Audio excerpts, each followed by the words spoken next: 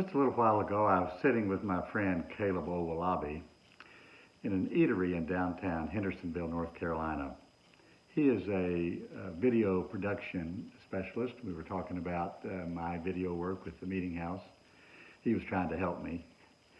We were sitting at a small table by the window, and from this window we could look out over the street and the sidewalk and watch people come and go and come in and out of the store. We watched as a group of maybe 5 or 6 people came and stopped at the door. They read through the menu and talked. They read through the hours. They talked. They peered into the windows and through the door, the glass door, and they talked among themselves. They finally walked away. And Caleb and I talked about that, how often we stand on the threshold of something, peering into it, wondering whether we should go in, whether we should open up the door and go through the door. Maybe it's the door to a new city, a new job, a new relationship, a new idea, a new book, a new adventure of some sort.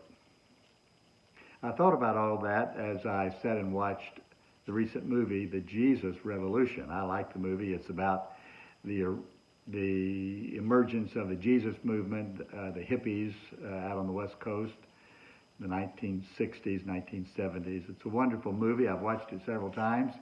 There's some things about it I question, but I like the music in it, especially the song that was part of the soundtrack, one of the original songs of the Jesus movement by a band called Love Song. And it's entitled, Ever Since I Opened Up the Door. Ever Since I Opened Up the Door. It's a reference, of course, to walking into the spiritual world.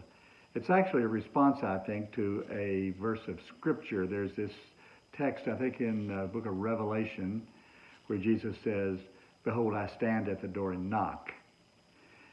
Using that same door imagery, Jesus wanting us to open up the door.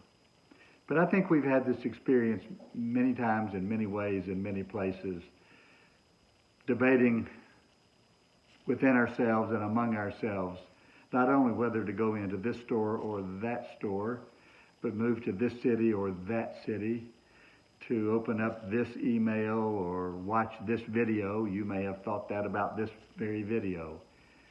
But good things happen when we open up the door. Good things happen, whether it's a religious experience or a life experience or a relationship. I want to encourage you today to open up the door.